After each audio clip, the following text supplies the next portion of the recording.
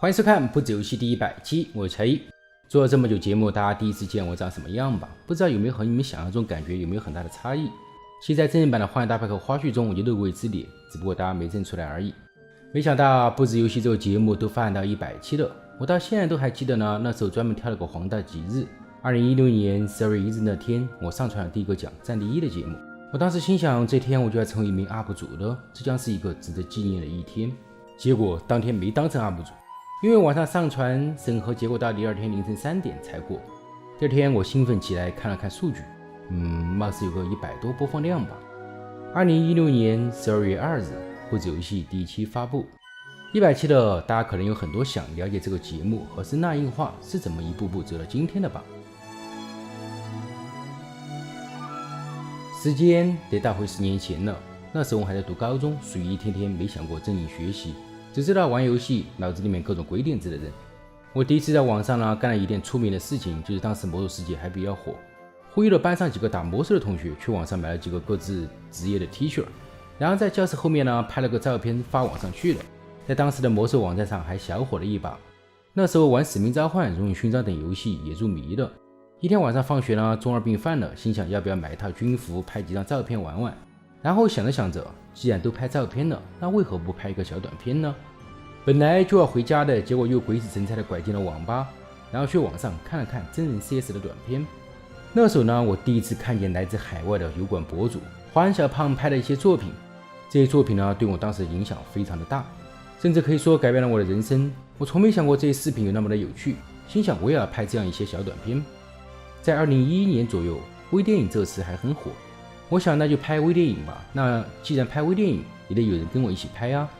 于是我又开始发挥了我那些传统艺人，忽悠我那些同学朋友组成一个小团队。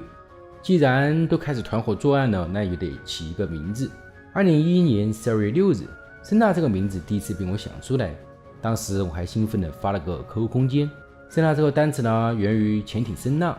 因为在黑暗的深海中利用声纳探索未知。如今这样的 logo 那个三角形就是一艘战略核潜艇，而周宇圈便是发射的声纳。如果要算我真正第一次当 UP 主，应该是我高中毕业的时候拍了部极其糟糕和傻屌的微电影。现在回想起来可谓是初生牛犊不怕虎，什么打光、构图、运镜，对一个高中毕业的学生而言啥也不知道。凑几百块整了个 DV， 以为拍视频就是说拿着机器按下录制键就可以了，就骗一堆同学朋友来拍微电影。更傻屌的是我还想拍成美国大片那样的水平，还搞得全篇工地英文的配音。虽然拍出来还是被一些游媒所转载报道，我还挺沾沾自喜的。现在回看起来，这个片子简单烂得不成样子。如果现在让我以当时的条件来做的话，我绝对不会去做。但是如果没有年轻时那种敢做敢闯的勇气，如果觉得一个事情困难重重就放弃了的话，可能就没有今天的声纳硬化了。现在网上已经没有这个片源了，不过我还保留着母本，你们要是想看的话，我之后放出来给大家看一看。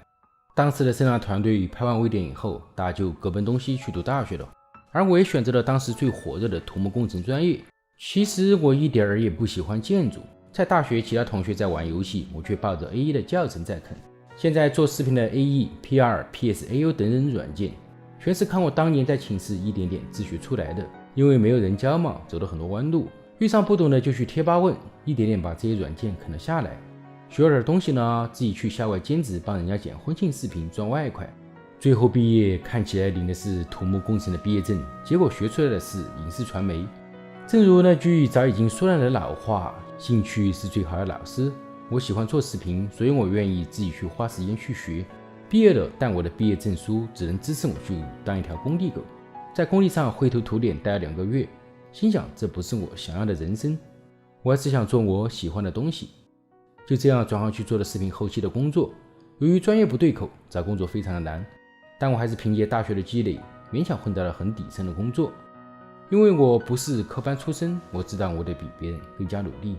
工作几年后，我就这样从一个野路子成为了一个专业的影视后期。那几年，有时候还是会在狭小的出租屋里看着华人小胖等油管博主的片子。然而当年大家早已各奔东西的声纳团队，却成为了我心里没有完成的梦想。既然没人陪我拍了，那我就自己一个人做吧。可是做什么呢？想来想去，还是做游戏相关的视频吧。说到游戏，大概在98年家里有了第一台电脑，我已经记不得我第一个玩的游戏是什么了，但我很清楚呢，我第一次接触的大作是1995年发行的《魔兽争霸2》。因为这台电脑，一个网瘾少年诞生了。说起这台电脑，不但影响了我，也影响我的父母，让他们也成为了游戏玩家。到现在呢，我爸还经常玩一些像《使命召唤》、《战地》等 FPS 游戏，而我妈算是一个传奇人物。我妈在远古时期不但玩《魔兽争霸2》、《星际争霸》，之后在互联网时代来临的时候，她玩了不少网游，并且小有建树，什么 QQ 糖、QQ 幻想、冒险岛 Online， 以及玩到至今的《魔兽世界》。我相信很多观众曾经是一名王者，直到你爸妈在网吧找到了你。而我在这种家庭下长大，因为我父母也玩游戏嘛，懂游戏。当其他小伙伴躲着家长和我去网吧玩游戏，而我妈却可以在家里面带我升级，这让我很多同学羡慕不已。直到我后来当了 UP 主，发生了一件很有意思的事，我妈比我先出名了。当时知乎有个问题，就是魔兽世界对你来说有什么样的回忆？我把我妈的魔兽经历呢写了进去，结果被知乎送到了全国的地铁站当广告。本来嘛情况还好，结果出了点变数。那幅广告的配图是希尔瓦纳斯，结果把一个小孩给吓哭了。是那樱花第一次出圈的事件，变得上负面的社会新闻。9月20号，记者来到西安地铁3号线大雁塔站，在站台靠近地铁轨道的墙上，记者看到有大幅的游戏宣传广告，广告内容是游戏角色血精灵法师的形象图片，并配有我妈因为学业把我号没收了，然后她自己练了个血精灵法师的文字。对于这样的广告内容，有市民觉得画面太过恐怖，也有人觉得文字内容不妥，存在诱导孩子玩游戏的倾向。因此呢，当我想做 UP 主的时候，我第一个便想到的是做游戏 UP 主。因为我如今玩了22年的游戏，不敢说是骨灰级玩家，但对游戏还算比较了解。可网上游戏视频那么多，做实况、做解说还是做攻略，就这样想了几个月，还是没有头绪。直到战地1的发布，当时我对一战的了解非常的陌生，甚至以为他们拿的还是碎发枪。那时候呢，玩战地1玩入迷了，又去看了很多一战相关的资料和电影，发现原来一战有那么多有意思的东西，有王牌飞行员红男爵的传奇故事，有凡尔登的死死坚守，有号称绞肉机的索姆河，有阿拉伯劳伦斯的传奇人生。我一直以为一战没有像二战那样波澜壮阔，觉得他们只是在布满铁丝网的战壕里互相对手。那一刻我知道我想做什么了，那就讲游戏背后的故事吧。我想把游戏中那些有趣的东西分享给大家。就这样，不止游戏出现了。第一期讲述的是一战的黑人兵团历史，而我的账号名字，我还是想以后有一天想拍当年我见过的那些短片。这就是为什么大家看我早年间做 UP 主，名字叫声呐硬化，听起来貌似是一个做电影的，结果咋是一个傻屌在那儿讲游戏内容。那时候呢，上班工作，下班就一个人做视频，当时还在一个简陋的出租屋里面和别人合租，一遇到有人洗衣服，洗衣机的噪音就会让我配音中断。再加上我又是四川人，四川本来就是重方言区，没有经过播音训练，导致我的配音也很糟糕，节目也不知道哪儿去找素材，只能简单的靠一些图片和电影片段来堆砌。就这样坚持做了13期，最后租房的恶劣环境呢，对我的创作影响太大了，干脆买了个现房，换了一个安静一点的创作环境。自从我开始做 UP 主，我的私人时间开始慢慢减少，上班工作，下班就继续回家做视频，周末也要赶视频。万一遇上加班或者出差，那就得熬夜做。就这样一个人坚持了2年，很少出门去玩，每天包里揣着个硬盘，脑子里边呢就是一直想的是下一期做什么内容。那时候呢还没有什么平台分成，完全是1分钱不赚来做节目。期间呢我有很多次想放弃做节目的想法，因为呢又不能盈利，又要消耗大量的时间和精力，有时呢当 UP 主做的不好还要挨骂。可为什么我还坚持做得下去呢？只是因为有2个原因。我这个破节目居然还有观众催更，好吧，那就再做一期看看吧。还有一个便是，就算做节目赚不到钱，也能通过做视频学点东西。你让人家花时间来看你做视频，要不然让大家开心笑一笑，要不然让大家获得一些有用的信息等等。总之你得给观众带来一些有用的东西。所以我看起来呢，给大家讲了很多游戏相关的背景知识，而我自己也学到了很多东西。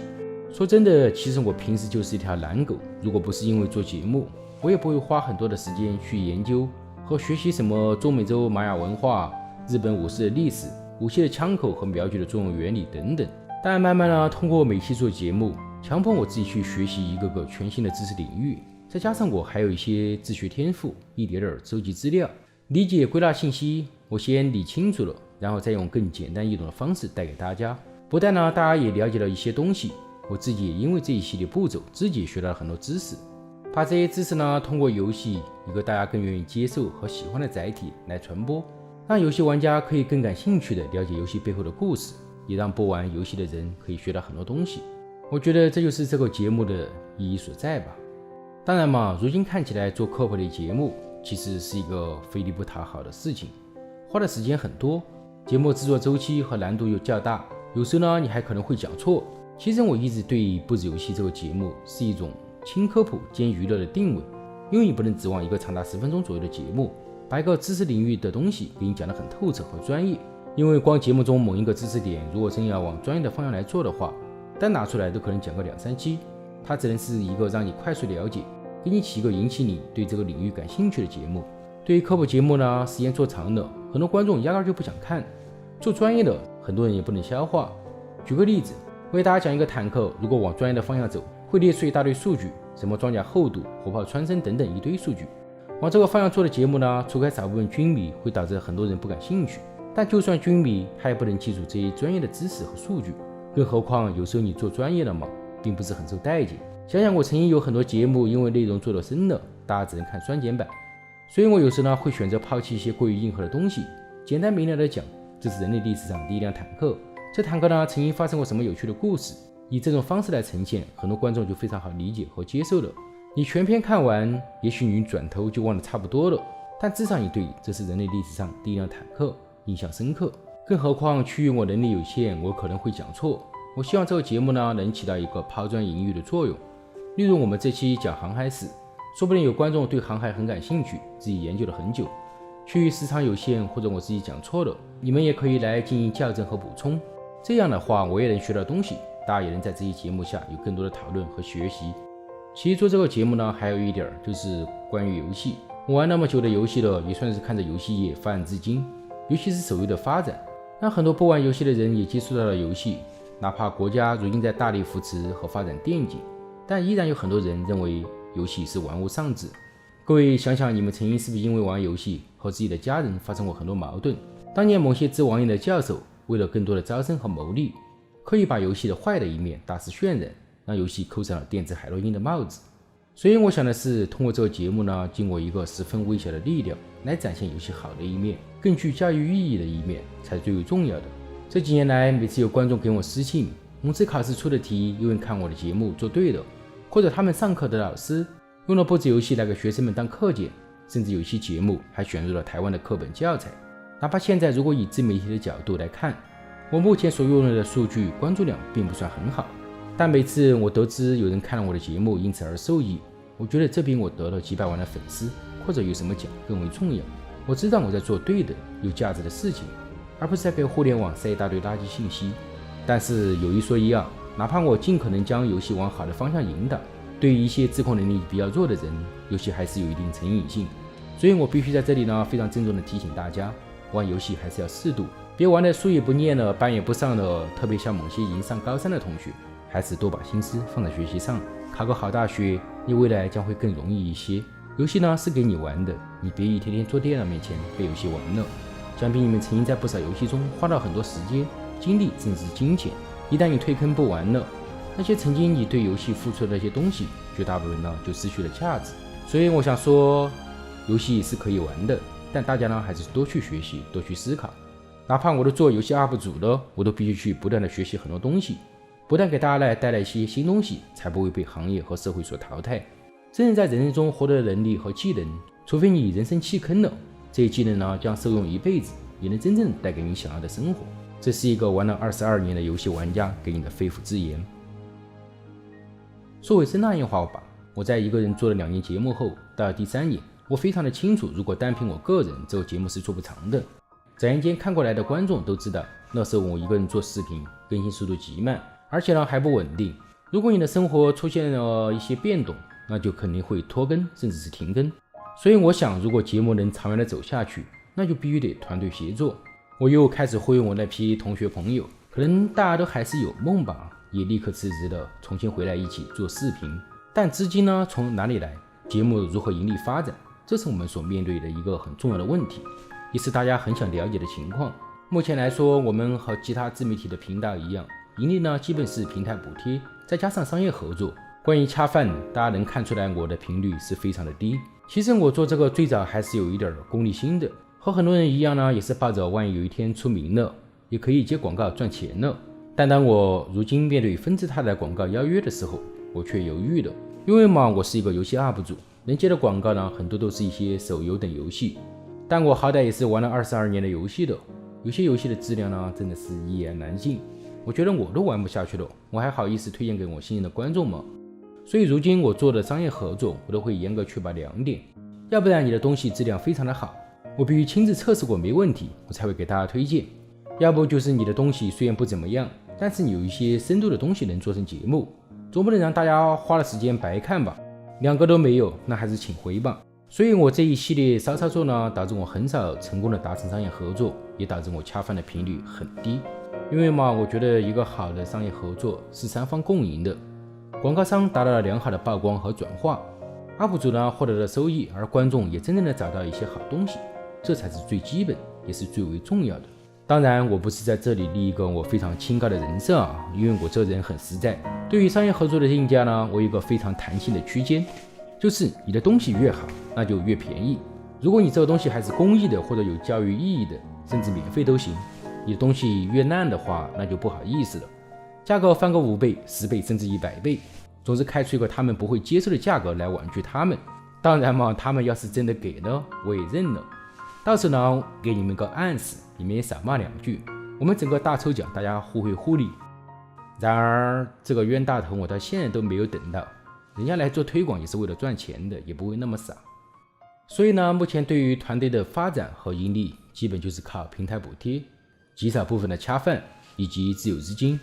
去年大概花了55万左右，用于设备采购、人员开销等等，赚了钱呢，分担了一部分成本，剩下的就是烧自己的钱，尤其是成人节目最烧钱。去年拍那个傻屌之狼，光开车找场地都花了1000多的油费，但我们依然很开心。人嘛，这一辈子不就是为了做自己喜欢的事情吗？在屏幕面前正在看这期视频的各位，也许你们可能还有梦想，或者你们已经被生活和工作磨灭了激情，但我还是希望大家多多去学习，只有真正通过自己的努力，你才能有能力和条件去实现你想要的。我花了快10年的时间，从我学生时代一步步走到了现在，如今才能勉强拍一些当年能看到的小短片。不能说梦想完成了，但是也不是遥不可及的。虽然我知道还差得很远，不过我相信迟早有一天会赶上他们，甚至会超过他们。所以希望大家共勉，加油吧各位。至于未来的发展方向，关于盈利这块，有好的商业合作就接，没有就算了，反正嘛，节目的质量永远是第一位。其实我想的是呢，游戏布置最后不是有个价目表，里面都有个什么渠道售价，每次都有人问我为什么会便宜，去哪儿买。于是我想了想，可能之后会去开一个专门卖游戏的网店吧，因为我现在能和一些游戏的开发商和发行商合作，可以获得一些正规渠道的低价的 CDK， 这样呢能给大家提供一些低于官方价格的渠道价格。我觉得至少说总比我卖一些什么周边啊或者一些奇怪的东西要强，大家来买感觉是纯粹为了支持 UP 主。至少呢你是真正想买这个游戏，你来可以获得很大的优惠，我也能盈利把持节目的发展，这样呢达成了3方合作共赢的商业模式。而且你们来还不用担心这是什么黑店，骗一波就跑路了。出了问题你们可以私信立马找到我，我也可以帮你们解决，给大家提供一个稳定低价的渠道。当然嘛，这只是个未来的设想，也不知道你们能不能接受。关于内容依然保持着高质量的准则，我今年尽可能做到稳定的1周2更，而且会多拍一些有意思的真人短片，甚至不一定是游戏，可能是别的。每年呢也会像游戏那样有一个大的更新。第1年我们有了布置游戏，第2年有了游戏布置，第3年呢有了真人短片，今年呢也会继续的大更新。反正给大家整好活，希望大家多多的关注3连，干就完事了啊，兄弟们！最后也回答大家一个比较关心的话题，就是小姨妈真的是小姨妈吗？